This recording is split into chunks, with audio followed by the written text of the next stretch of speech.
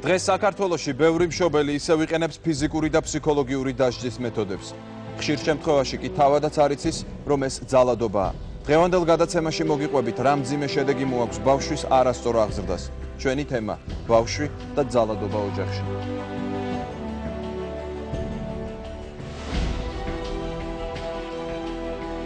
ასევე ვახოსანაიას რეპორტაჟი წარმოგიდგენთ, რა არის აუტიზმი, რა ასაკში ვლინდება, დადგენილია თუ არა რა იწვევს და რა შედეგი მოაქვს მკურნალობას. როდის უნდა მიმართოს მშობელმა ექიმს. ლიტერატურა ჩვენს გადაცემაში: სტამბული, მოგონებები და ქალაქი, მეწითელი მქვია, უმანკოების მუზეუმი და სხვა. დღეს თურქი ნობელიანტი მწერლის ორჰან ფამუქისა და მისი წიგნების შესახებ მოგიყვებით.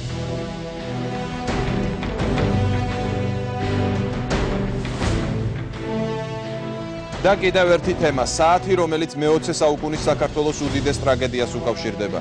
ვისეკუთვნოდა საათი, რომელიც 10 წლეულების განმავლობაში ერთ-ერთ ოჯახში ინახებოდა და დღეს უძვირფასესი რელიკვიაა. ამას გადაცემის დასასრულს გაიგებ.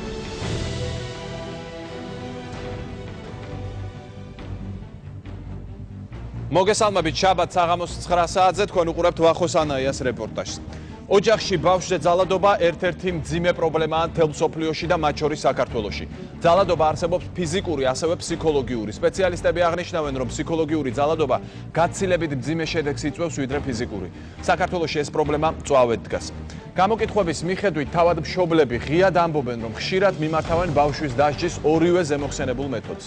ამასთან გასათვალისწინებელია ისიც, რომ თავად მშობელმა ხშირ შემთხვევაში არც კი იცის, რომ მისი ქმედება ძალადობა და ბავშვის წინააღმდეგ ჩადენილი დანაშაულია.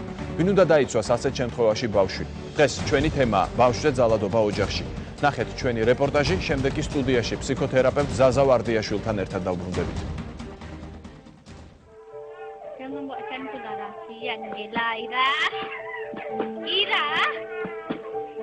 საქართველოში ბავშვთა მიმართ ძალადობა ისევე ხშირად გვხვდება, როგორც სხვა ქვეყნებში. ბოლო მასშტაბური კვლევა რამდენიმე წლის წინ ჩატარდა. მაგალითად 2007 წელს საქართველოში ბიჭებისა და გოგონების დაახლოებით 80% განიცდიდა სხვადასხვა ფორმის ფიზიკურ თუ ფსიქოლოგიურ ძალადობას. თითოეულ ბავშვს უფლება აქვს დაცული იყოს ძალადობისგან. მშობლები ხშირად ფიქრობენ, რომ ბავშვის საკუთრებაა და უფლება აქვთ მოიქცნენ მას ისე, როგორც მოისურვებათ. ოჯახში ბავშვის დასჯის ერთ-ერთი ყველაზე გავრცელებული მეთოდი ფიზიკური ძალადობაა. მშობლები ძირითადად ბავშვებს სცემენ, როდესაც თავად დაღლილი და გაბრაზებულები არიან. მძიმე დღის შემდეგ ისინი საკუთარ გაბრაზებას ბავშვებზე ანთხოვენ. ფიზიკური ძალადობა ყველაზე ხშირად ყურის აწევა, თმის მოკაჩვა და ხელით დარტყმა. ფსიქოლოგიური ძალადობის გავრცელებული მაგალითი ბავშვისთვის ყვირილი, მისი დამცირება და დათრგუნვაა. ბავშვის არაადეკვატური და აგრესიული ქცევა ხშირ შემთხვევაში არასწორი აღზრდის შედეგია. ძალადობა სრულიად საპირისპირო შედეგებამდე მივყავართ. ხშირად ქონდა სხვადასხვა პრობლემა, ცუდად იქცეოდა ხოლმე და ამის გამო ვსჯიდით და ვცემდით. იმიტომ რომ სხვა გამოსავალს ვერ ხედავდით. ერთხელაც ჩემმა მეუღლემ კლასელების წინ სცემა ცუდი ნიშნისთვის ძალიან გამწარდა და გვეგონა ამით რამეს მივაღწევდით. მაგრამ ამ ყველაფერმა კიდევ უფრო ცუდი შედეგი მოგვცა და საერთოდ უარი თქვა სკოლაში სიარულზე.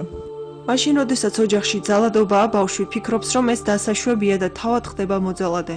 მოზარდი, რომელსაც ოჯახში სცემდნენ, შემდეგ ცდილობს ფიზიკური შესაძლებლობები მასზე სუსტთან გამოავლინოს.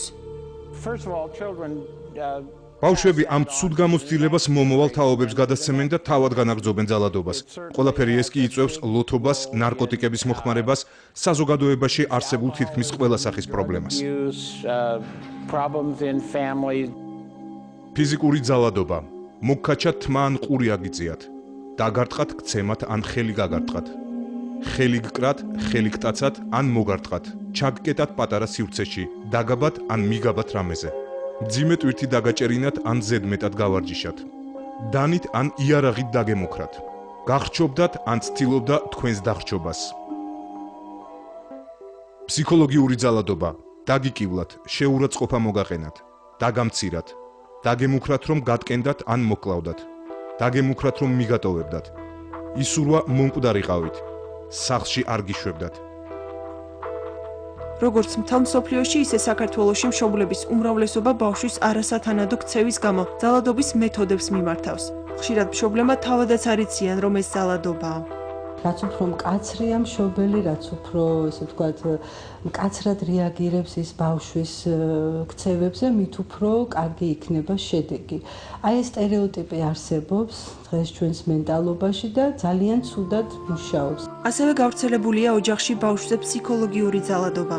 ასეთ დროს ოჯახის წევრები არ აკონტროლებენ იმას, თუ რას ამბობენ, შვილს აყენებენ პირად შეურაცხყოფას და მის თვითშეფასებას აქვეითებენ. აჯერებენ, რომ ის სხვა ბავშვზე უარესია, ან სამსახურიდან დაბრუნებული დედა ყურადღებას არ აქცევს შვილს, თავიდან იშორებს და არ უსმენს. მშობელმა უნდა აქცენტი გააკეთოს ქცევაზე და ამ უარყოფითი ქცევის დროსაც კი ბავშვს შეგრძნება უნდა კონდეს, რომ მე მშობლისთვის მაინც კარგი ვარ, მაინც უყვარ ვარ და ეს აყალიბებს სწორ თვითშეფასებას და ბავშვის ფასეულობაში იდება ის რა არის კარგი ქცევა და რა არის ცუდი ქცევა. ფიზიკურ ძალადობაზე უფრო ნაკლებად მტკივნეული ან ზიანის მომტანი არც ემოციურია და თუ ეს ფსიქოლოგიური ძალადობაა და თუ ეს ძალადობა ხანგრძლივი დროის განმავლობაში გრძელდება, შეიძლება სავალალო შედეგები გამოიღოს. როდესაც ბავშვს აკლია სითბო, როდესაც ბავშვს აკლია ყურადღება, როდესაც ბავშვს აკლია მხარდაჭერა, როდესაც ბავშვს არ უსმენენ, ესე ძალადობრივი დამოკიდებულება. ბავშვი დაბადებიდანვე მშობელზე მიჯაჭვულია. მშობლებისგან მუდმივ ყურადღებასა და სიყვარულს ითხოვს. მომავალში ეს მნიშვნელოვნად აისახება მოზარდის საზოგადოებაში ინტეგრაციის პროცესზე.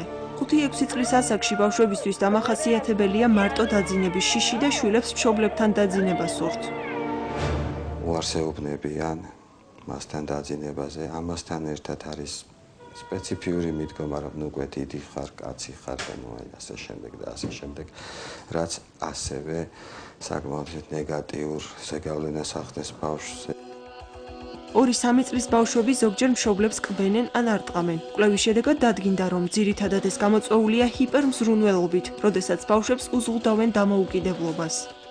ბავშვის დამოუკიდებლობის განვითარებისთვის, მოტივაციის განვითარებისთვის არ აძლევს ზედმეტად მზრუნველი მშობელი, რომ ბავშვმა თავისი საკუთარი ინიციატივით განახორციელოს რაღაც მოქმედება, წარმატებული იქნება თუ წარუმატებელი, თავისი საკუთარი გამოცდილება მიიღოს. ვცდილობ, რომ მან გადაწყვეტილება მიიღოს ინდივიდუალურად და თვითონ, მაგრამ სანამ ის ამ გადაწყვეტილებას მიიღებს, მე უბრალოდ როგორც მეგობარი ვურჩევ ხოლმე სხვადასხვა ვარიანტს და აირჩიოს ის თვითონ.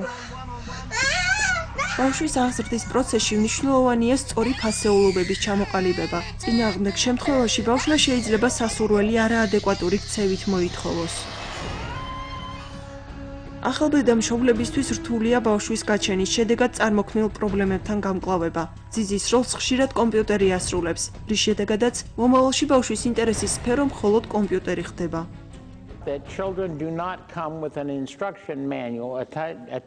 ბავშვს დაბადებიდან არ მოყვება საკუთარი ინსტრუქცია, თუ როგორ უნდა აღზარდოს იგი მშობელმა. ძველ დროსთან შედარებით მშობლები ბევრად მეტ პრობლემას აწყდებიან, რადგან მათ ხშირად მარტო უწევთ ბავშვთან ერთად წარმოჩენილი პრობლემების გადაჭრა. თუ მშობლები მიმართავენ ფსიქოლოგს ბავშვის დაბადებამდე, გადახედავენ იმას, რაც ისწავლეს საკუთარი აღზრდებისგან და რა დამატებითი ცოდნა შეუძლიათ შეიძინონ საკუთარი ბავშვის უკეთ აღსაზრდელად.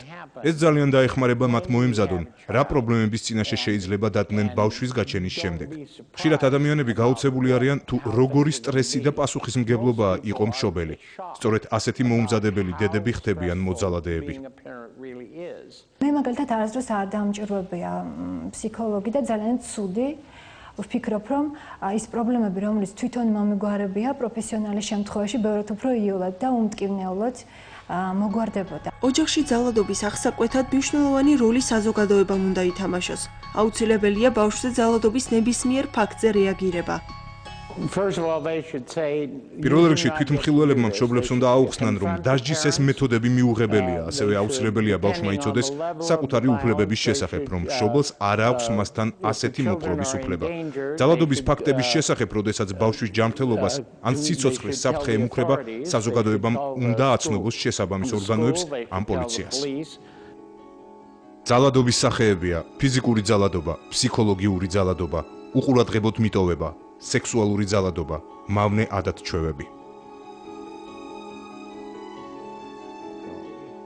ბავშვის უფლებების დასაცავად სახელმწიფოებში არსებობს სპეციალური მექანიზმი, რომელსაც თვითმხილველები მიმართავენ. 2010 წლიდან უკვე ფუნქციონირებს ესეთი მექანიზმი, ეს არის ბავშვთა დაცვის მიმართვიანობის პროცედურები, რომელიც ითვალისწინებს რამდენიმე სახელმწიფო უწყების თანამშრომლობას და კოორდინაციას. ეს არის შინაგან საქმეთა სამინისტრო, განათლების სამინისტრო და ჯანდაცვის სამინისტრო, ჯანდაცვის და სოციალური დაცვის სამინისტრო და ეს მექანიზმი ავალდებულებს აი ამ სისტემაში მომუშავე პროფესიონალებს, მაგალითად ექიმებს სამედიცინო დაწესებულებაში, მასწავლებლებს სკოლაში თუ პოლიციას, ისინი ვალდებულნი არიან ეს მექანიზმი მათ ავალდებულებს რომ აღმოაჩინონ ძალადობის ფაქტები თავიანთი მუშაობის ადგილზე და მიმართონ თუ ასეთი ფაქტები იქნება მათ მიერ აღმოჩენილი სოციალური მომსახურების სააგენტოს. და ჩვენ ბრუნდებით სტუდიაში და განვაგრძობთ ჩვენს თემას უკვე ჩვენ სტუმართან ერთად ფსიქოთერაპევტი ბატონი ზაზა ვარდიაშვილია ჩვენი სტუმარი. მოგესალმებით ბატონო ზაზა, ძალიან დიდი მადლობა რომ მოხვედით ჩვენს გადაცემაში. მოდი ჩვენი საუბარი დავიწყოთ შემდეგი საკითხიდან. ხდება ხოლმე რომ ადამიანების გამოკითხვა უпроსტოდ ხდება უფრო სასაკშიც, ხო? და იკვლევენ თქვათ რა გავლენა იქონია, ისინი უფრო სასაკში, უფრო გახსნილები არიან ალბათ, ხო? თქვათ ძალადობამ ბავშვობაში, მათზე რა გავლენა მოახდინა. აი, ძირითადად რა საკითხები იკვეთება ხოლმე და როგორ ხვდებით ჩვენ ბავშვებზე ძალადობა რა გავლენას იძენს შემდეგ უფრო სასაკში? ბავშვებზე ძალადობა იცით, საერთოდ ეს ძალადობის თემა ძალიან ისეთ ფართოდ შესწავლადი თემაა და ერთი საინტერესო ფაქტი ამასთან დაკავშირებით, როდესაც პირველად დაიწყეს შესწავლა შეერთებულ შტატებში, ფიქრობდნენ, რომ დაახლოებით 3000-მდე ბავშვს მოძებნიდნენ, ასეც ეს ხდებოდა 70-იან წლებში, მაგრამ აღმოაჩინეს, რომ 3 მილიონამდე იყო ძალადობის მსხვერპლი.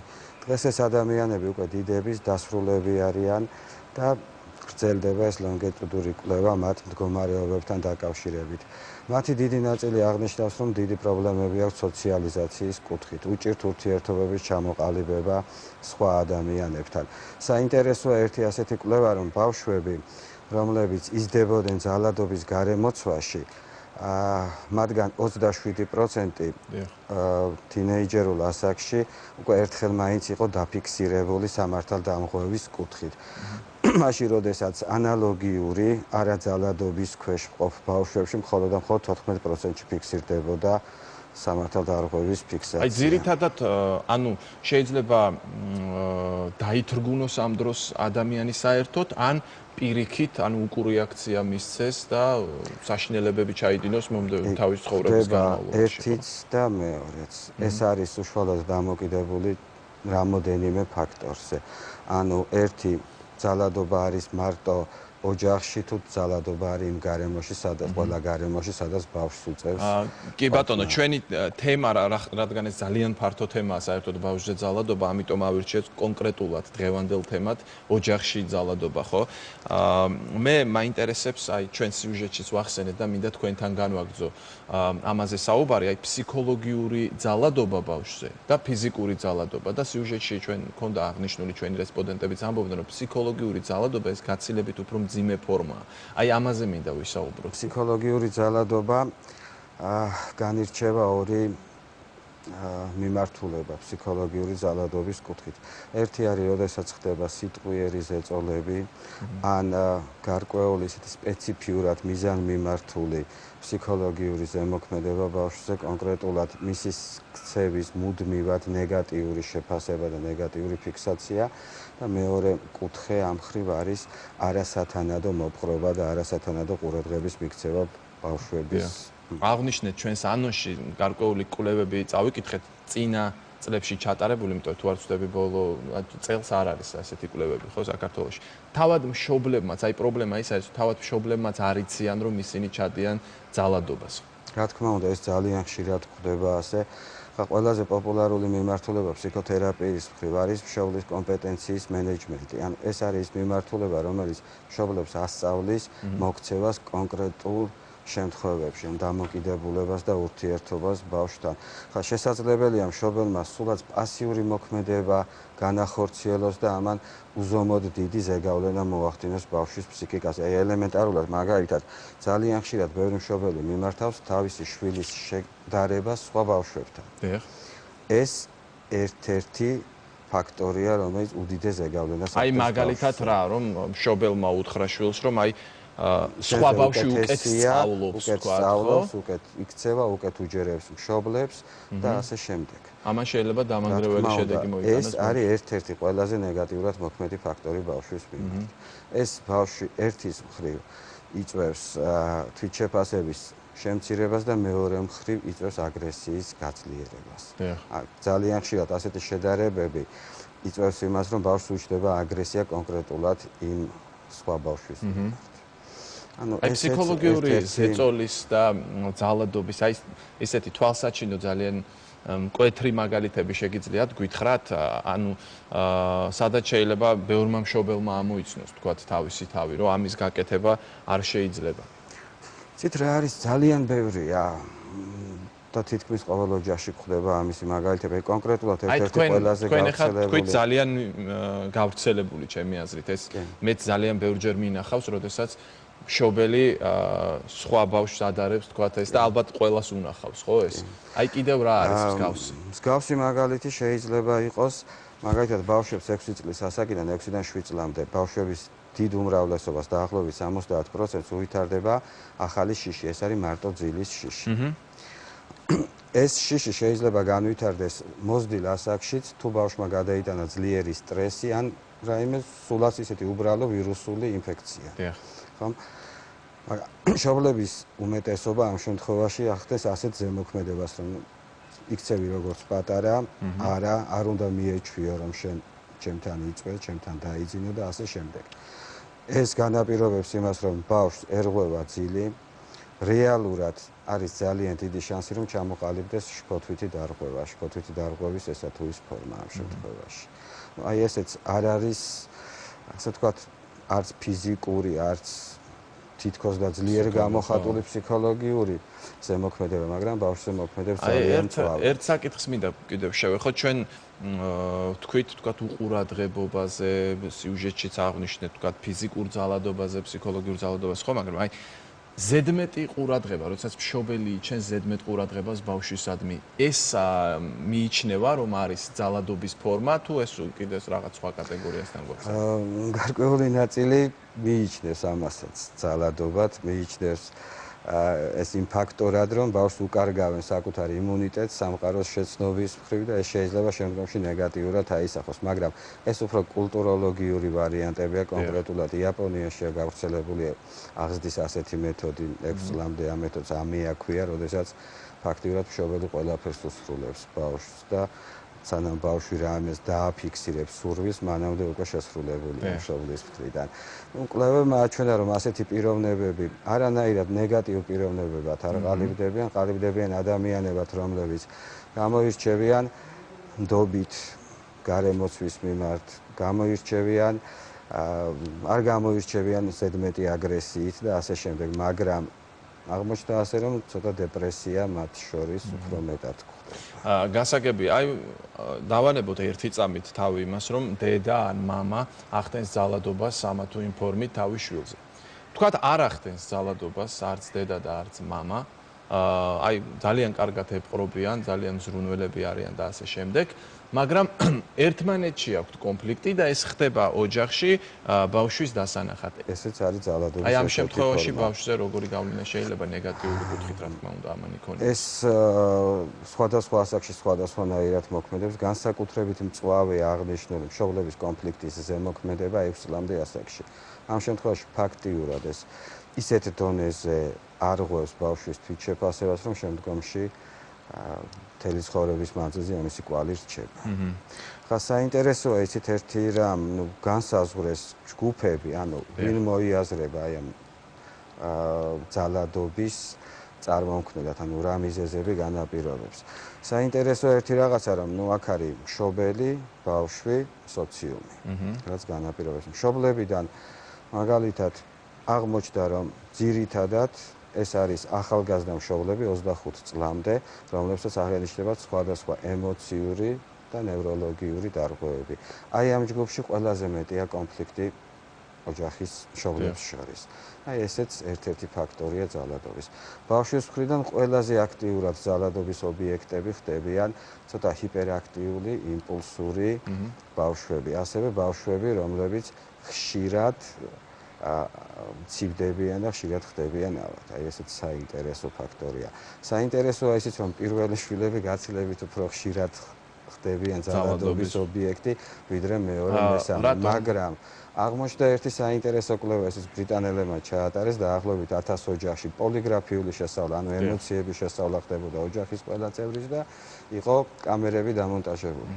აღმოჩნდა, რომ პირველი შვილის პრობლემებზე 30%-ით მეტად ნერვიულობენ მშობლები და ასევე პირველი შვილის წარმატებაზე 30%-ით მეტად რეაგირებენ მშობლები. თუმცა, ამას არანაირი კავშირი არ აქვს სიყვარულთან. მე მინდა შევეხო კიდევ ერთ საკითხს, ეს არის საქართველოს ეხება კონკრეტულად საქართველოზე ვილაპარაკოთ ახლა, იმიტომ რომ დანარჩენ სოფლი ყველაფერს ვერ მოვასწრებთ. რამდენად არის ის კულტურა, რომ ბავშვი დაყავთ საქართველოში ფსიქოთერაპევტთან, ან თავად დადიან, აი ბავშვთან აქვს პრობლემა, ხო? და მშობელმა გადაწყვიტა, რომ ან თავად მივიდეს ფსიქოთერაპევტთან, ან ბავშვი მიიყვანოს. აი ეს საკითხი როგორ არის საქართველოში? იცით, ეს კულტურა პერმანენტულად მიდის ზრდისკენ, ანუ ამაში მონაწილეობს ბევრი ფაქტორი, ძალიან აქტიურად მონაწილეობენ ექიმები, თვითონ სამედიცინო სფერო, მაგრამ მაინც რჩება გარკვეული შიშები, რჩება როგორც ოჯახის მხრიდან, ასევე თვითონ ბავშვების მხრიდანაც, მაგრამ თანდათანობით ალბათ რამოდენიმე წელიწადში ჩვენთან იგივე სიტუაცია იქნება, რაც ევროპულ ქვეყნებში და ამერიკაში. თუ არსებობს ესე გამოკითხვებში, ვთქვათ, კვლევებში ესეთი კლასიფიკაცია, ქალები უფრო ხშირად ჩადიან ძალადობას თუ მამაკაცები? იქიდან გამომდინარე, რომ აღზრდა ძირითადად არის დედის კომპეტენცია, აქედან გამომდინარე დედები უფრო ხშირად ახორციელებენ შვილების მიმართ ფიზიკურ ძალადობას. თუმცა აქ აღქმასაც აქვს მნიშვნელობა. აღმოჩნდა, რომ დედის მხრიდან ძალადობას უფრო ადვილად დასჯას, უფრო ადვილად ღებულობს ბავშვი, ვიდრე მამის მხრიდან დასჯას. ვთქვათ, ხდება ძალადობა ოჯახში, ხო? მეზობლებმაც იციან, ვთქვათ, რომ აი ბავშვი იჩაგრება ძალიან უსამართლოდ, მასზე ხდება ძალადობა, აი ვინ უნდა ჩაერიოს კონკრეტულად, იმიტომ რომ ყოველთვის მიდგომა არის ასეთი, რომ ეს არის ჩემი ოჯახი, ეს არის ჩემი შვილი და არავის აქვს უფლება, რომ აი ამ საქმეში ჩაერიოს, ხო? მშობლის პოზიცია ძალიან ხშირად არის ეს. ამ პრობლემებთან დაკავშირებით ეს პრობლემა გადაწყვიტა შეერთებულ შტატებში ესეთი სახით, რომ სოციალური მუშაკები ახორციელებენ პერმანენტულ ვიზიტებს ისეთ ოჯახებში, რომლებშიც შეძნეულია ძალადობის ფაქტები. ხა, იყო ერთი პერიოდი ასეთი დამოკიდებულება, რომ თუ ძალადობა მომდინარეობს ორივე მშობლის მხრიდან, ან მშობლები არიან ან ალკოჰოლ ან ნარკოტიკებ დამოკიდებული, ან რაღაც სხვა პრობლემები აქვს, მხოლოდ მაგ შემთხვევაში ხდება ბავშვის იზოლირება მშობლებიდან. ესე სხვა შემთხვევებში როგორც აჩვენა კვლევებმა, ბავშვები თანახმა არიან, მაინც იყვნენ დედასთან. ძირითადად ძალადობა ხდება ოჯახებში, სადაც მატერიალური პრობლემები დგას, თუ მდიდართა ოჯახებშიც ასეთ საუბედუროდ აღმოჩნდა ისე, რომ მატერიალური პრობლემების მქონე ოჯახებში ბევრად უფრო მეტია ძალადობის ფაქტები. და აქ ვთქვათ სოციალური მდგომარეობა ერთ-ერთი გადამწყვეტი ფაქტორია. და ისევე როგორც კულტურაც. არის კულტურები, სადაც ფიზიკური დასჯა ითვლება სწორ მიდგომად და ესეც კონკრეტულად ისე შეერთებული შტატების კვლევებში, სადაც ეს კულტურები ცხოვრობენ, იქ გაცილებით უფრო მეტია. ძალადობის მსხვერპლი, ბავშვობაში ძალადობის მსხვერპლი ადამიანი შემდეგ თავის შვილებთან, ანუ აბსოლუტურად რადიკალურად სხვანაირად იქცევა, თუ არის ხოლმე გამოვლინებები, აი სტატისტიკურად ძალიან დიდი ნაწილი იგივე მეთოდებს მიმართავს მშობლები. ეს საკუთარ შვილების მომენტია თუ რა თამაშობს აქ? იცით, აქ როლს თამაშობს ის, რომ მან იცის, აი ასეთი აღზრდის მეთოდმა წარმოქმნა თვითონ კონკრეტულად ეს პიროვნება. ძალიან დიდი მადლობა მინდა გადაგიხადოთ გადაცემაში სტუმრობისთვის. მე შეგახსენებთ, ჩვენი სტუმარი იყო ბატონი ზაზა ვარდიაშვილი, ფსიქოთერაპევტი და ჩვენი მომდევნო რეპორტაჟი, როგორც გადაცემის დასაწყისში ანონსიდანაც შეიტყვეთ, არის აუტიზმის შესახებ. ნახეთ ჩვენი რეპორტაჟი.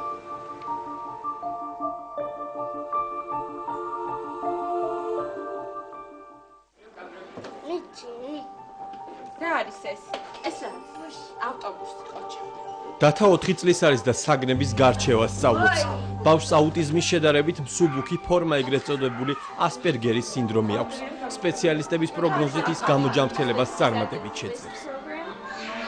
მაგრამ აუტიზმის სრულად აღმოფხვრა ყველა შემთხვევაში ვერ ხერხდება. მთავარი განმაპირობებელი სწორი და ადრეული დიაგნოსტიკაა. 18-დან 30 თვემდე ასაკში იწყება ბავშვის სრულფასოვანი, ასე ვთქვათ, ინტერვენცია ABA მეთოდით 2 წელიწადში თითქმის 40%, 48% ნახევარი მიდის სკოლაში, ისე რომ პრაქტიკულად ჯანმრთელია. აუტიზმი არის ნეიროგანვითარების ფუნქციის დარღვევა, რომელიც გამოიხატება ხაზგასმული არაადეკვატური სოციალური ინტერაქციით, კომუნიკაციის დარღვევებითა და ინტერესსა და ქცევის მანერათა სპეციფიური სერიით. აუტიზმი დაავადებულ ყველა ადამიანს ერთი და იგივე 3 პრობლემა აწუხებს.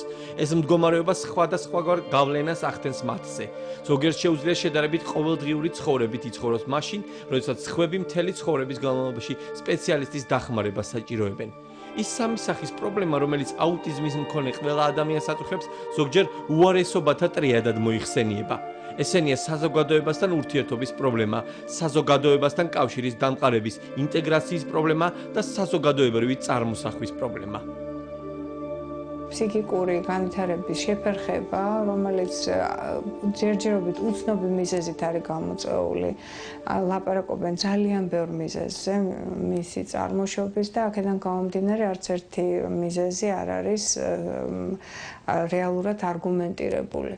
და ეს გახლავთ როგორც კოგნიტური, ასევე სოციალური პრობლემების დარღვევა, მეტყველების განვითარების შეფერხება და ბავშვებს ძალიან უჭირთ ინტეგრაცია თავის ტოლებთან და აგრეთვე ურთიერთობა ახლობლებთანაც, რაც ძალიან დიდ პრობლემას წარმოქმნის ოჯახში, მათ გარშემო, სკოლებში და ასე შემდეგ. ხშირად არ რეაგირებენ საკუთარ სახელზე. ისინი ერიდებიან და არ უყურებენ სხვა ადამიანებს, ასევე ერიდებიან პირდაპირ მზერას. ხშირად ეწინააღმდეგებიან ხელში აყვანას, არ პასუხობენ სხვის ემოციებს. ნაკლებად შედიან კონტაქტში ოჯახის წევრებთან. შეიმჩნევა გულგრილობა ახლობლების მიმართ. გარემო მათთვის უსიამოვნო შეგრძნებების და უარყოფითი ემოციების მომგვრელია. განსაკუთრებით გამაღიზიანებელი ადამიანის სახე, სწორედ ამიტომ გაურბიან პირდაპირ მზერას. ბავშვი არჩევს საჭმლის ფაქტურას და გემოს, არ ჭამს გარკვეული ტიპის საჭმელს, მაგრამ შეუძლია პირში ჩაიდოს და შეჭამოს ქაღალდი, ფოთლები, საკუთარი ტანსაცმელიც კი. ასევე აღენიშნება თვითსტიმულაცია, უჩვეულო მოძრაობები, ხტუნვა, ტრიალი. სწორედ თვითსტიმულაციის საშუალებით ცდილობენ ისინი შფოთვის და უსიამოვნო გარემოს მიერ გამოწვეული უარყოფითი ემოციების დაძლევას და დადებითი ემოციური მდგომარეობის მიღწევას. აუტიზმის შემთხვევაში ჩვენ გვჭირდება ძალიან თანმიმდევრული და სისტემური ძალისხმევა, თერაპიული, ასე ვთქვათ, ძალისხმევა იმისათვის, რომ მივიღოთ სერიოზული ცვლილება, სერიოზული პოზიტიური გამოსავალი. აუტიზმის ძირითადი ნიშნები ბავშვობის ასაკშივე 30 თვემდე ვლინდება. როდესაც ბავშვი კარგავს უნარს, მეტყველების უნარი მიდის უკან, თქვა მწირი ხდება მისი ინტერესები, ვერ ახდენს კონცენტრირებას რაღაც გარკვეულ მოვლენებზე და საგნებზე, როდესაც ხდება მეტად ჩაკეტილი თავის თავში, ეს რა თქმა უნდა თავისთავად ძალიან საყურადღებოა და დღესდღეობით არსებობს ღმერთის წყალობით ისეთი ცენტრები, სადაც შეიძლება ამ ბავშვების მიყვანა და მათი დიაგნოსტირება. სოფლიოში აუტისტთა რაოდენობის ზრდის ტენდენციაა, საშუალოდ 100 ადამიანში 1 აუტიზმით არის დაავადებული. ამ მხრივ სახარბიელო მდგომარეობა არც საქართველოშია. ოფიციალურად რეგისტრირებულია 270 ადამიანი, მაგრამ კვლევები დგინდება, რომ საქართველოში მათი რაოდენობა დაახლოებით 7000-ია. აუტიზმით დაავადებულ ბავშვებს საქართველოში დღეს მხოლოდ ერთ ადგილას, ილიას უნივერსიტეტთან არსებულ აუტიზმის ცენტრში მკურნალობენ. აქ სპეციალურად შემუშავებული პროგრამით ხელმძღვანელობენ. ეს არის ქცევის მართვის მეთოდიკა, ეგრეთ წოდებული ABA მეთოდი, რომელიც მსოფლიოში ერთადერთი მეცნიერულად დასაბუთებული კურსია. ძალიან ადრეული ასაკიდან უნდა დაეწყოთ ესეთი სისტემური სწავლების პროცედურა. ხო, აი, ნაბიჯ იმისაც რომ რაღაცა ერთი დაისწავლოს, იმისი შემადგენელი ნაწილებიც უნდა ძალიან თანმიმდევრულად ვასწავლოთ. აი ესეთ სერიოზულ სასწავლო პროცესში ვრთავთ მათ. ეს ერთი ამოცანა და მეორე ამოცანა ეს არის ქცევა. სამწუხაროდ იმის გამო ყველაფერი ახლა ჩვენ რატო ვართ ესეთი მოწესრიგებულები, ხო და ერთმანეთთან ურთიერთობა, იმიტომ რომ ჩვენ ნასწავლები ვართ, ჩვენ ვიცით როგორ უნდა ვიურთიერთოთ, ხო? აი ეს კომპონენტიც საკმაოდ სუსტად არის ამ ბავშვებში და ამიტომ მთელი რიგი სიტუაციები, ყოველდღიური სიტუაციები, მათში იწვევს ქცევით დარღვევებს. ანუ ისინი არასწორად ურთიერთობენ ადამიანებთან, არა სასურველი პასუხები აქვთ გარკვეულ სტიმულებზე. აი ეს ყველაფერიც უნდა მოწესრიგდეს. კურნალობის პროცესში ფსიქოლოგებთან ერთად აუტისტი ბავშვების მშობლებიც არიან ჩართული. ბევრმა მათგანმა ამ დაავადების შესახებ მხოლოდ მას შემდეგ შეიტყო, რაც ის მათ შვილებს დაუდგინდათ.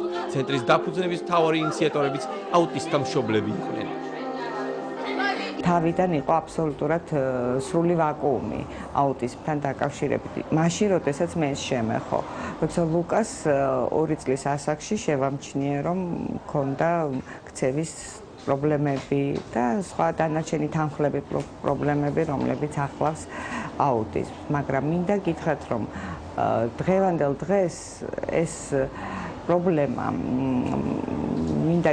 არის უკვე მოგვარების სტადიაში. დაიძრა ეს საკითხი და უკვე ხმამაღლათაც საუბრობენ, რომელიც ადრე ტაბუდადებული თემა იყო, თუ საერთოდ ინფორმაციის არარსებობის გამო საერთოდ ამ თემაზე არ საუბრობდნენ. მშობლების უმეტესი ნაწილი მალავდა კიდევაც, ალბათ დღესაც ეს პრობლემაც არსებობს. მაგრამ იქიდან გამომდინარე, რომ არსებობს მეთოდები, რომლებიც ამ ბავშვებს სრულფასოვან ადაპტაციას მოახდენენ სოციუმთან, ამიტომ სახელმწიფოს მხრიდანაც, ჩვენ მშობლების მხრიდანაც არ უნდა დავეშუროთ არაფერი, რადგან არ არიან დასაკარგი თაობა ეს ბავშვები. შეხედე? კურნალობაში სხვადასხვა სახის სავარჯიშოები შედის. ხაჩა, მოდარი ბიჭი ხარ. თერაპიის ერთ-ერთი შემადგენელი ნაწილია მუსიკაც.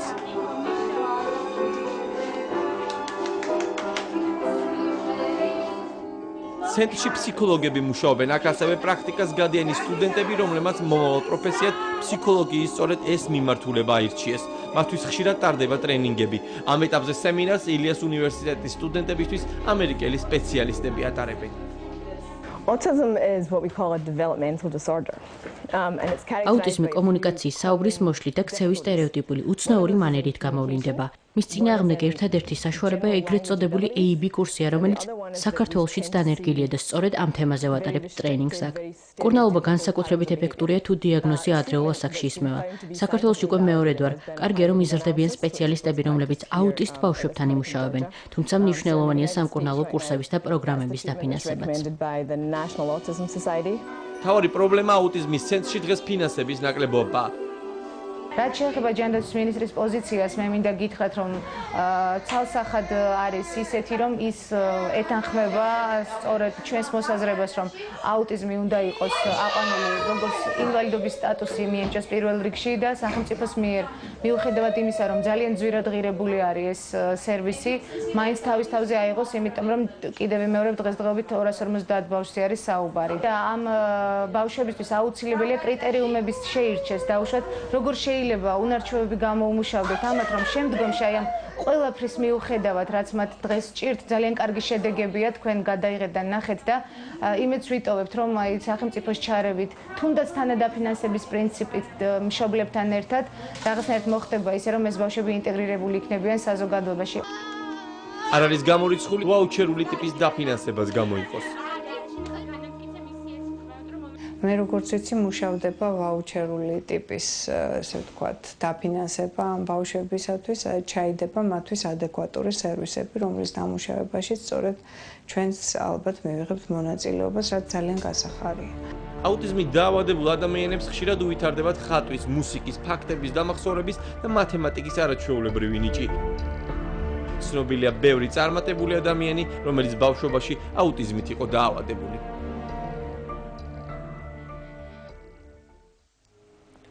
ჩვენი მომდევნო თემა სრულიად განსხვავდება წინა რეპორტაჟებისგან. ახლა ვილაპარაკებთ ორჰან ფამუქის წიგნების შესახებ. ნობელიატი თურქი მწერლის ნაწარმოებების ერთი ნაწილი უკვე ითარგმნა ქართულ ენაზე და ძალიან პოპულარული გახდა ისევე როგორც მთელ მსოფლიოში. ჩვენს რეპორტაჟში შევეხებით ფამუქის პოლიტიკურ შეხედულებებსა და ცხოვრების საინტერესო ფაქტებსაც.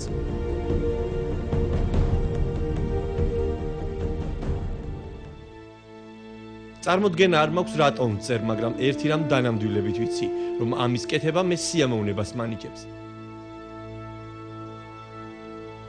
ორჰან პამუკი ორჰან პამუკი 1952 წელს სტამბოლში დაიბადა, ისე დიდ ოჯახში, როგორცაც რომანებში, ჯევდეთ ბეი და მისი ვაჟიშვილები და შავ წიგნში აღწერს. პამუკი 22 წლამდე ხატავდა და მხატვრობაზე ოცნებობდა. არქიტექტურის ფაკულტეტზე სწავლის შემდეგ მიხვდა, რომ არც ხატვა და არც არქიტექტურა არ აინტერესებდა და ჟურნალისტიკის ფაკულტეტზე გადავიდა. 23 წლისამ გადაწყვიტა მწერალი გამხდარიყო. ყველაფერს თავი დაანება, სახლში ჩაიკეტა და წერა დაიწყო.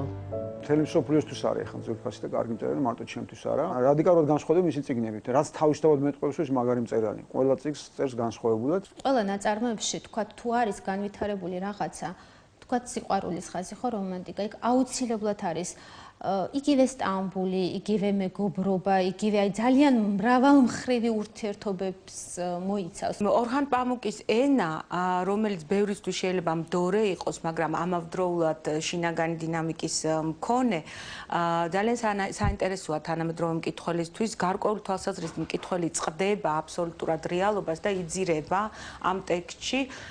აი ესეთი რაღაც მომნუსხველობა ახასიათებს უდაოდ ორჰან პამუკს. პირველი რომანი, რომელიც მრავალ ენაზე ითარგმნა და საერთაშორისო აღიარება მოუტანა, თეთრი ციხესიმაგრეა. ამის შემდეგ გამოსცა შავი წიგნი, რომელშიც დაკარგული ცოლის მაძებარი ადვოკატის პირით აღვიწერს სტამბოლის ქუჩებს. შავი წიგნი მალე ქართულ ენაზეც ითარგმნება.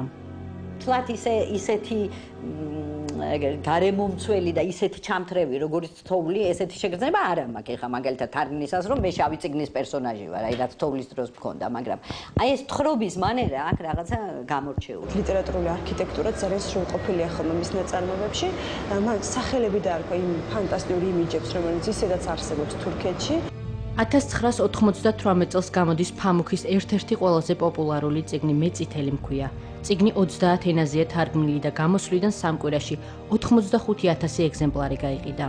რომანში სტამბოლში 9 დღეში განვითარებული სიუჟეტის ფონზე აღმოსავლური და დასავლური ცივილიზაციები ეჯახება ერთმანეთს. ავტორის შეფასებით მეწითელი მქვია ყველაზე ფერადოვანი და ოპტიმიზმით ახსავსე წიგნია. მეწითელი მქვია გამოირჩევა რითი იცით, ძალიან ფერადოვანი ნაწარმოებია.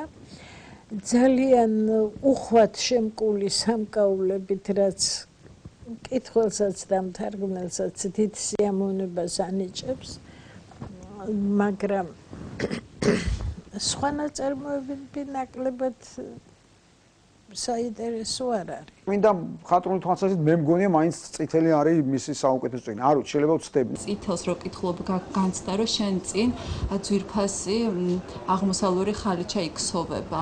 ან ეს რაღაცა ნახატი, აღმოსავლური ნახატი, თორემ მოზაიკით ნელ-ნელა სრულყოფილ სახეს იღებს. 90-იანი წლებიდან პამუკი ადამიანის უფლებების დაცვისა და აზრის გამოხატვის თავისუფლების საკითხებზე დაწერილ სტატიებში აკრიტიკებდა თურქეთის ხელისუფლებას. 2002 წელს დაიბეჭდა თოვლი, რომლის შესახებ ავტორმა განაცხადა, ეს ჩემი პირველი და უკანასკნელი პოლიტიკური რომანიაო. თოვლი Time Book Review-ს მიერ 2004 წელს 10 საუკეთესო წიგნს შორის დასახელდა. რა ქვეყანაა თურქეთი? და რა ხდება დღეს თურქეთში, ან რა ხდებოდა გუშინ, თქვათ, ან 5 წლის წინ, ან 10 წლის წინ, აი ამ თვალსაზრისით თოვლი არის ძალიან საინტერესო. წმინდა ფაქტობრივი მასალის თვალსაზრისით, ხო, რომ აი დღევანდელ დღეს მე-20 საუკუნის ბოლოს თუ 21 საუკუნის დასაწყისში, თქვათ, აგერ მეზობელ ქვეყანაში, რომელიც 40 წელია იღწვის იმისათვის, რომ ევროკავშირის წევრი გახდეს და ვერაფრით ვერ შეაღწია ამ ევროკავშირში, აი რა შეიძლება ამ ქვეყანაში მოხდეს. ქართველი მკითხველისთვის ზოგი რამ შეიძლება ამ წიგნში უსიამოვნო იყოს, ზოგი რამ შეიძლება ნაცნობი და ამდენად საინტერესო. რასაკვირველია, მსოფლიო მკითხველისთვისაც ამ ტიპის, ამ კუთხით გაცნობა აი ჩვენი რეგიონის იყო ძალიან საინტერესო და ამანაც განაპირობა პოპულარობა. ყველას შეუძლია დაწეროს ლამაზად შეფუთული ნოველა, რათა მკითხველის მოწონება დაიმსახუროს. მაგრამ არსებობს ეთიკა, რომელიც გვეუბნება, რომ ეს არ გავაკეთოთ. წეროთ მხოლოდ სიმართლე, წეროთ მხოლოდ ის, რასაც გული გრძნობს. ეს იმაზე მნიშვნელოვანია, ვიდრე ის, თუ რისი წაკითხვა სურს მკითხველს. პამუკმა 2003 წელს გამოაქვეყნა ავტობიოგრაფიული წიგნი სტამბოლი, მოგონებები და ქალაქი. მისი მოგონებები 22 წლის ასაკამდე. წიგნი 59 ენაზე ითარგმნა და 7 მილიონზე მეტი ეგზემპლარი გაიყიდა. როცა სტამბოლი დავწერე, ძირითადად სტამბოლში ვცხოვრობდი. მნიშვნელოვანი ის კი არ არის ფიზიკურად საცხოვრობ. მთავარია რომ შენი სამშობლოს გააზრებისას გამოიყენო ის კრიტერიუმები, რომლებიც შეიძლება არ იყოს შენი კულტურის ნაწილი. შეიძლება სამშობლოში შენ სახლში ცხოვრობდე, მაგრამ გულწრფელად გრძნობდე დისკომფორტს შენ გარემოსთან. მთელი ფსიქოლოგია მწერლის რამაც გამოიწვია ის რომ ის ასეთი მწერალი შედგა აი ეს ასეთი გზა გაიარა, რატომ აირჩია ეს გზა, რატომ აირჩია ის წიგნები და ის თემატიკა, რაც აქამდე დაწერა და რასაც სტამბოლის მერე წერს, ეს ყველაფერი ამ წიგნში არის მოცემული. მე შემშურდა მაშინ ორჰან პამუკის, როცა ეს წიგნი წავიკითხე, იმიტომ რომ ბიოგრაფია ყველა ადამიანს აქვს. და ალბათ საინტერესო დეტალები ყველა ადამიანის ცხოვრებაში არის, მაგრამ ესე საინტერესოდ გადმოსცე და თანამონაწილე გახადო შენი ქალაქის, შენი ბავშვობის, შენი ცხოვრების. მსგავსის სიყვარულით და განცდით აღწერილი შენი საკუთარი ქალაქი, რომელთან ძალიან კარგად არის გადაბმული შენი ბავშვობა, ალბათ ეს არის ისეთი ოსტატობით შესრულებული. დიდ წარმატებასთან ერთად 2005 წელს ფამუქი თავისი ქვეყნის მოსახლეობაში უარყოფით დამოკიდებულებას იწვევს, რაც მისი პოლიტიკური შეხედულებების გამო ხდება. ფამუქის წინააღმდეგ აღიძრა სისხლის სამართლის საქმე, ერთ-ერთი საჯარო გამოსვლის გამო, სადაც მან ოტომანთა იმპერიას სომხების გენოციდში პირდაპირ დასდო ბრალი. საქმე მოგვიანებით დაიხურა. წერლის მიმართ აგრესიამ და თავდასხმის შიშმა ფამუქი აიძულოს სამშობლოში პოლიციის დაცვის ქვეშ ეცხოვრა. ეს უარყოფითი დამოკიდებულება არის არა მარტო ვთქვათ, ვერ ვიტყვით რომ ვთქვათ რაღაცა მასა ან შედარებით გაუნათლებელი ან დაბალი დონის ადამიანების დამოკიდებულება, ვთქვათ, ინტელიგენციის წარმომადგენლებში ძალიან ბევრი არიან ისეთები, რომლებისგანაც მომისმენია ვთქვათ, რომ არაფერი ჯევდეტბეის გარდა არც ერთი მისი რომანი. ეს იყო პირველი ყველაზე ხმამაღალი, რამაც უკმაყოფილება გამოიწვია. მაგრამ მანამდეც ხალხში იყო ამაზე საუბარი, რომ ჩვენ ის უბრალოდ ვერ გვიტანს. აი ეს ფრაზა მე ძალიან ხშირად მაქვს გაგონილი ჩვეულებრივი თურქებისგან. ვისაც რაღაც ფობიები აწუხებს და რაღაც შეზღუდულია გარკვეულწილად აზროვნების თვალსაზრისით, რა თქმა უნდა, მისთვის პრობლემაა. ისეთი თავისუფალი ადამიანი, როგორც ორჰან პამუკია, მაგრამ ეხლა ვინც თვითონ თავისუფალია, მისთვის პირიქით ეხლა ორჰან პამუკი ძალიან საამაყოა. წერალი პირველ რიგში უნდა იყოს მოკრძალებული და თავდაჭერილი. მას ნაწილობრივ შეუძლია შეცვალოს სამყარო. მე აღმოჩნდი პოლიტიკურ სიტუაციაში, ვიცავდი ჩემს მოსაზრებებს, მაგრამ არა მარტო იმიტომ, რომ მინდოდა პოლიტიკური ცვლილებები, რომელიც ასევე კარგია და იმედი მაქვს, რომ ეს მოხდება, მაგრამ უფრო იმიტომ, რომ ბევრი უსამართლობა ხდება და არ შეიძლება ამაზე გავჩვენოთ. ორჰან ფამუკი უამრავი ჯილდოს მფლობელი ხდებოდა დროთა განმავლობაში და უფრო და უფრო დიდ წარმატებას აღწევდა. 2006 წელს ჟურნალმა Time-მა მსოფლიოს 100 გავლენიან პირს შორის დაასახელა. უპირველეს ყოვლისა, ალბათ ის არის ევროპელი მკითხველისთვის და მსოფლიო მკითხველისთვის მნიშვნელოვანი, რომ ორჰან პამუკმა მათ ისეთი სამყარო გააცნო, რომელსაც ნაკლებად იცნობდნენ მანამ და ის რა ჩვენთვის შესაძლებელია უფრო ნაიოლად გასაგები იყოს და ახლობელი, ევროპელებისთვის მერწმუნეთ რომ ძალიან უცხოა. მან მთელი მსოფლიოს მკითხველებისთვის გადაჭიმა ძალიან კონკრეტული ისტორიები და სათქმელი და მე ვფიქრობ, რომ თვითონ თურქეთის პოპულარიზაციაშიც კი აქვს შეტანილი ძალიან დიდი წვლილი. Writer Orhan Pamuk. 2006 წელს ორჰან ფამუკი გახდა ნობელის პრემიის ლაურეატი. ფამუკი არის ერთადერთი თურქი, რომელმაც ნობელის პრემია მიიღო. ყველა თურქი ტიროდა, რაც არის აბსოლუტურად ბუნებრივი, ეს იყო სიამაყი, სევდის და ერთობლივად, თავისი ისტორიის ყველანაირი ემოციისგან ერთად გამოწვეული ცრემლებით. ფამუკთან შეხვედრის და მისთვის შეკითხვების დასმის შესაძლებლობა ჰქონდა ქართულ მწერალსა და ჟურნალისტ ნესტან კვინიკაძეს. კითხვა დავისი მის შესახებ, რომ ძალიან ხშირად ხდება მის წიგნებში საქართველოს ბრჭყალებში ციტირება და თქვათ, ნუ რატომ. მისი პასუხი იყო ძალიან მარტივი, იმიტომ რომ ეს ყველაფერი არის ძალიან ახლო მისთვის და ცხადია, შორს არ იწყებს ზევნას ადამიანი. ნობელიანტი თურქის მიმართ სამშობლოში მოსახლეობის ნაწილის დამოკიდებულება დღესაც უარყოფითია. მიზეზი უკვე ხსენებული პოლიტიკური შეხედულებებია. მიუხედავად ამისა, ფამუკი უმეტესად სტამბოლში ცხოვრობს. მის ნაწარმოებებში მოქმედება თითქმის ყოველთვის თურქეთში ვითარდება და ხშირად ისმის კითხვები კულტურულ და რელიგიურ იდენტობაზე, თურქეთის ისტორიასა და აწმყოზე. წერ სტამბოლზე, იმიტომ რომ ჰუმანიზმს სტამბოლში ვეზიარე.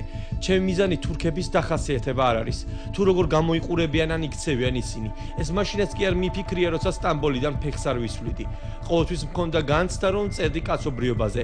როცა ჩემი წიგნების თარგმნა დაიწყეს, ყველა მაგნიშა, რომ თურქებსა და სტამბოლზე ვწერდი. მე კი მეგონა, რომ კაცობრიობაზე ვწერდი. ეს სწორედ ის პრობლემაა, რაც სამშობლოს თემასთან დაკავშირებით მაწუხებს.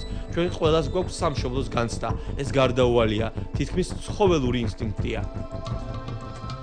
ორჰან ფამუქის ერთ-ერთი ყველაზე წარმატებული წიგნი 2008 წელს გამოცემული უმანკოების მუზეუმია. როგორც მწერლის თითქმის ყველა წიგნში აქაც მთავარი გმირი სტამბოლია, ევროპული ყაიდის პროსპექტებით და აზიური ქალაქის ჩიხებით, მეჩეთებითა და ღარიბთა უბადრუკი უბნებით. უმანკოების მუზეუმის წერისას ფამუქი რეალურ მუზეუმსაც ქმნიდა, ადგილს, სადაც რომანში აღწერილ სიყვარულის ისტორიასა და ეპოქასთან დაკავშირებულ ნივთებს გამოფენდა.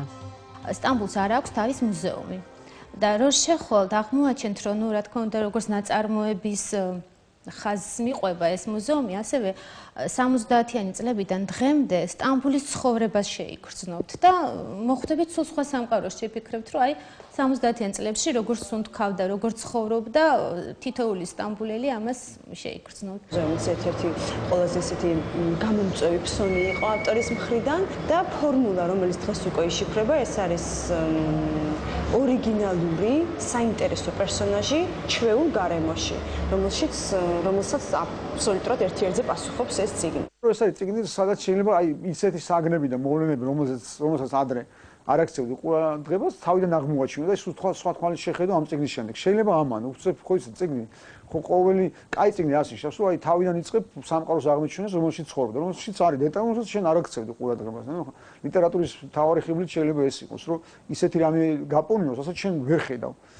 ხო გესმით? ლიტერატურა და წიგნი ეგ არის, უსინათლოებსაც კი თვალს აუხელს ხოლმე და ნუ ახლა გარკვეულწილად აქვს ეს თვისება აი ამ წიგნს და შეიძლება ამიტომაც არის ეს პოპულარული. მუზეუმი 2012 წელს გაიხსნა, რომელსაც ქართველებიც ესწრებოდნენ.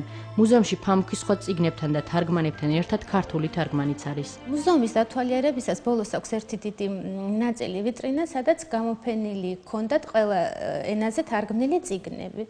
და მე რას თქმა უნდა ხა აღფრთოვანებული მივედი, რომ ენახა ქართული თარგმანი და აღმოაჩინე, რომ ქართული არ ჰქონდათ.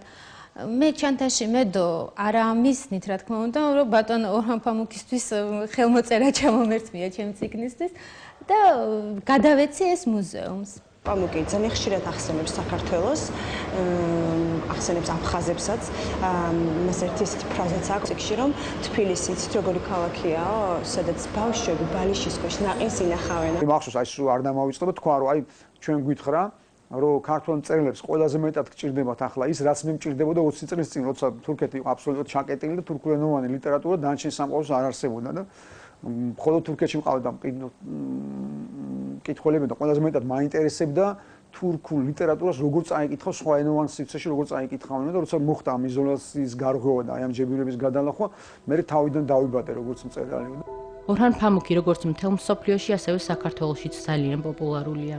ქართველებმა აღმოაჩინეს, თუ პამუკის პირით აღმოაჩინეს, რომ ძალიან გავს ისტორიები ერთმანეთს. ახლო წარსული მით უფრო დაინახეთ ძალიან ბევრი საერთო. პამუკის მომხიბვლელობა არის მის რაღაცნაირად ფაქიზ ძალიან ღრმა სევდაში, რომელიც მის ყველა ნაწარმოებს გასდევს.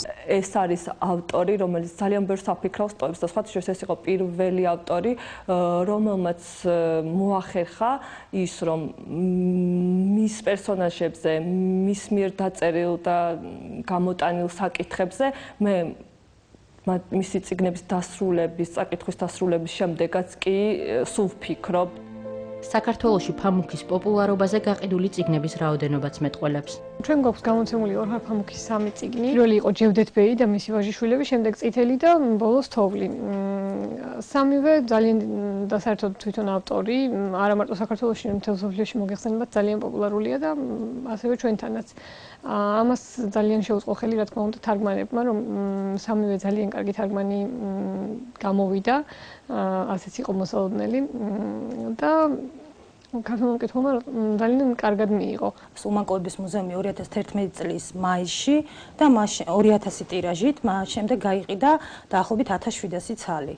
ანუ გამოდის, რომ ამ ხნის განმავლობაში ფაქტიურად საუკეთესო შედეგი აჩვენა. 60 წლის თურქი ნობელიანტი მწერლის ორჰან ფამუქის წიგნები 60 ენაზეა თარგმნილი და გაყიდული წიგნების რაოდენობა 11 მილიონს შეადგენს. ლიტერატურის მუზეუმში დაცულია ერთი საათი, რომელიც მნიშვნელოვანი რელიკვიაა. ამ ნივთის ისტორია დაკავშირებულია მე-20 საუკუნის საქართველოს ერთ-ერთ ტრაგიკულ დღესთან. არავინ იცის ამ საათს რა ბედიელოდა, რომ არა ერთი ოჯახი, რომელმაც ათეულობით წლის განმავლობაში ნივთი ჩუმად შეინახა და დაკარგვას გადაარჩინა. ვის ეკუთვნოდა ეს საათი და როგორ მოაღწია ჩვენამდე? ნახეთ ჩვენი რეპორტაჟი. ჯიბის ოქროს საათი შიფრით ციყვი, რაც ნიშნავს, რომ დამზადებულია შვეიცარიაში. საათის მექანიზმი ანკერის სისტემისაა, მოძველებული კონსტრუქციის. წმინდა ოქროს წონა 26 გრამია. საათზე არ არის წარწერა, რომელ წელსაა დამზადებული. 1956 წლიდან ინახება ლიტერატურის მუზეუმში. ნახევარი საუკუნის განმავლობაში საათს ერთი ოჯახი ჩუმად ინახავდა, რომ არა ეს ოჯახი არ ვიცით მოაღწევდა თუ არა ნივთი ჩვენამდე. 1955 წელი, ქუთაისი. ხის რიკულებიან აივანზე ეკატერინე მირიანოვას სახლობლები არიან შეკრებილი. ეკატერინე თავს შეუძლოთ გრძნობს. დედის ავადმყოფობის და დაგეგმილი რთული ოპერაციის გამო განსაკუთრებით ღელავს ეკატერინეს ქალიშვილი ელისაბედი. მალე ეკატერინე ქალიშვილს იბარებს და წლების განმავლობაში საიდუმლოდ შენახული ისტორიის მოყოლას იწყებს. ამბავი, რომელიც მაშინ ეკატერინე მირიანოვამ ქალიშვილს ელისაბედ აბულაძეს მოუყვა, ჩვენ ელისაბედის შვილთაშვილმა გვიამბო. ეს გავიგე სრულად შემთხვევით, მაშინ ვიყავი დაახლოებით 14-15 წლის, ბებო უკვე მოხუცი იყო და მისი ნივთები უნდა გადაგვეტანა ერთი ოთახიდან მეორეში. და ამ ძველ ნივთებში თან ისტორიას მიყვებოდა თავისი ნივთების მე და ჩემებს, ბავშვებს, და-ძმებს და მაშინ გვითხრა ვიპოვეთ გაზეთის ნაგლეჯი მაჩვენ. ნაგლეჯი რა ფურცელი, სადაც იყო სტატია და გაიღიმა ამ სტატიას რომ დახედა, ისე ცხადად მახსოვს და დაგვისვა ესე გვერდით და დაიწყო ამ ისტორიის მოყოლა. ელისაბედის ბაბუა ზაქარია მირიანოვი ოქრომჭედელი იყო. 1907 წელს ზაქარია საოქრომჭედლო სალონში უცნობ პიროვნებას ჯვალოს ქისით ოქროს ნივთები მიუტანია. თავდაპირველად ზაქარია მირიანოვმა არც თუ სოლიდური თანხა შესთავაზა უცნობს, თუმცა ის მაშინვე დასთანხმდა. ფული არც დაითვალა, ისე ჩაიდო ჯიბეში და დაუყოვნებლივ გაუჩინარდა. ერთი ქისა ოქრო იყო რა. და როდესაც ამ ჩემს დიდ პაპას გაუხსნია და უნახავს, აღმოაჩინა ხუფიანი ოქროს საათი, რომელზეც იყო ინიციალები იჭ. ოქრომჭედელი ზაქარია მიხვდა, რომ საათზე ამოტვიფრული ინიციალი იჭ ილია ჭავჭავაძეს ნიშნავდა. მან გადაწყვიტა ეს საათი თავის ოჯახში დაეტოვებინა. არასოდეს არ ამხელდა ეს კაცი, რომ მას ჰქონდა ეს საათი. გავიდა ძალიან ბევრი წელი და მის შვილს, ანუ ბებიაჩემის დედას გადასცა ეს საათი.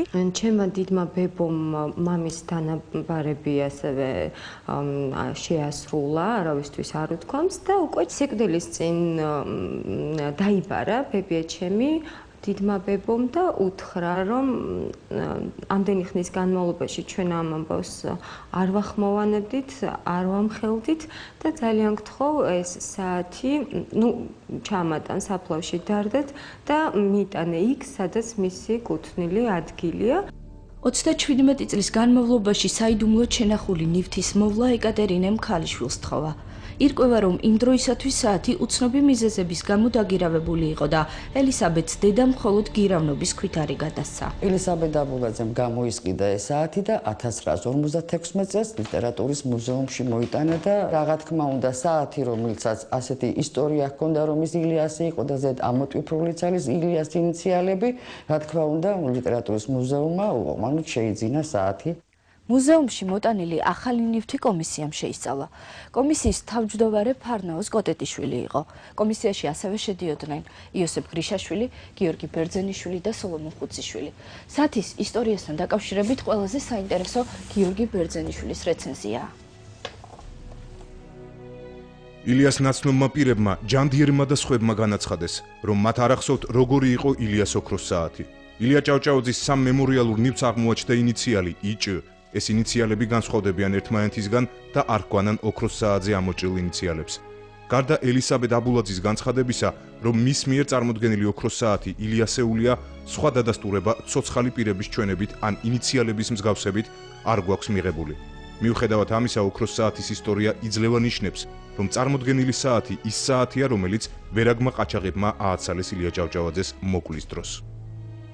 კიდევ ერთი ვერსიას ამუშავებდნენ, რომ ზაქარია იყო ოქრომჭედელი და ოქრომჭედელს ეს საათი არ გამოეყენებიაო, როგორც ოქრო მასალა. ესეც დამაფიქრებელი იყო იმ კომისიისათვის, რომ შეინახა როგორც ოქრო ამდენი წელი არ მოიხმარა და კიდევ ერთ მტკიცებულებად ესეც არის იყო წარმოდგენილი. საქართველოს სახელმწიფო ლიტერატურული მუზეუმის შეძენილი ექსპონატების შემფასებელმა კომისიამ 1956 წლის 18 aprils დაადგინა, რომ საათზე ამოჭრილი ინიციალები იჭ უნდა ნიშნავდეს ილია ჭავჭავაძეს და თავად საათი აღიარებული უნდა იქნას ილია ჭავჭავაძისეულად. ოქროს საათი ილია ჭავჭავაძის მემორიალური ნივთია. საათთან დაკავშირებით საინტერესოა კიდევ ერთი საკითხი. საიდან არის წაღებული საათი და როგორ აღმოჩნდა ქუთაისში? ცნობილია, რომ ილიას ახლობლებისთვის ნივთების ჩუქება უყვარდა. ყვარელში ერთ გლეხს საათიც აჩუქა. შესაძლოა საათი, რომელიც საოქრომჭედლო სალონში მიიტანეს, უბრალოდ ილიას ვინმესთვის საჩუქარი იყო. მეორე ვერსიით საათი ილიას სახლიდან არის წაღებული. 30 აგვისტოს გურიიდან ჩამოსულმა გლეხებმა ძარცვის დროს ილიას არაერთი პირადი ნივთი წაიღეს. ეს ნივთები შემდეგ გურიაში იპოვეს, მაგრამ ეს ნივთები ამოღებული იქნა პოლიციის მიერ. აქედან გამომდინარე არ არის თქვათ ლოგიკური ვიფიქროთ, რომ პოლიციის ამოღებული ნივთები მოხვდა შემდეგ ოქრომჭედელთან. ეს როგორც ჩანს მართლაც ის საათია, რომელიც ილიას ხელიდან ააგლიჯა მისი მკვლელობის დროს ინაშვილმა. ილიას გარდაცვალებიდან ზუსტად ერთ დღეში ისარში იბეჭდება სტატია ილიას მკვლელობასთან დაკავშირებით, სადაც ასეთ ინფორმაციას წავაწყდით. მოკლულები სულ გაძარცვულნი იყვნენ, არ ჩანს ილიას პალტო, პიჯაკი, ჟილეტი, ოქროს საათი, ოქროს სათვალე და პატარა ბოხჩა. შესაძლოა ამ სტატიაში დასახელებული საათი სწორედ ის საათია, რომელიც შემდეგ ზაქარია მირიანოვის ხელში აღმოჩნდა და დღეს უკვე ლიტერატურის მუზეუმში ინახება.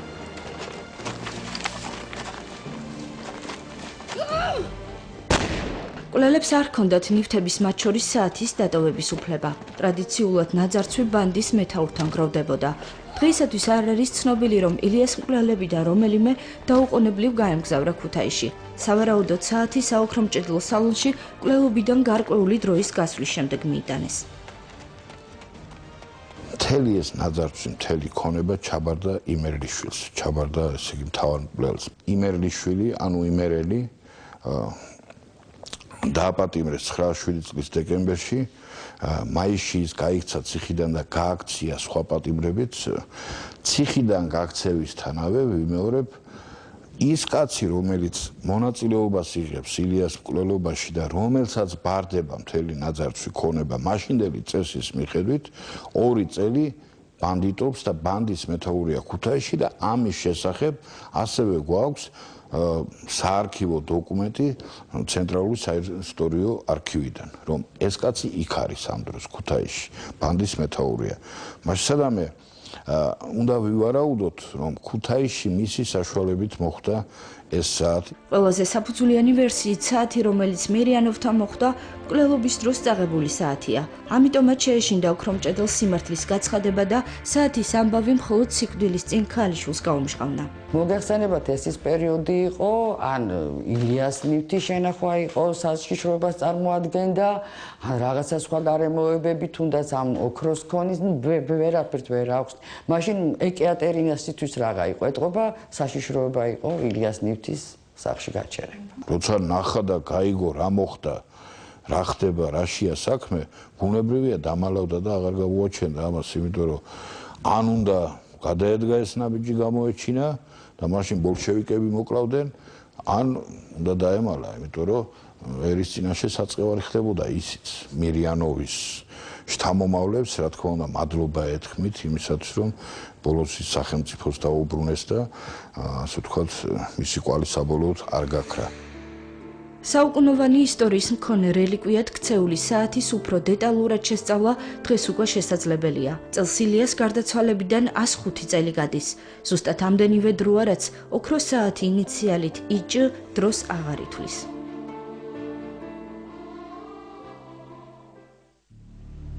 ვახოსანაიას რეპორტაჟი დღეს ამით დასრულდა. შევხვდებით ერთმანეთს მომავალ შაბათს საღამოს 9 საათზე.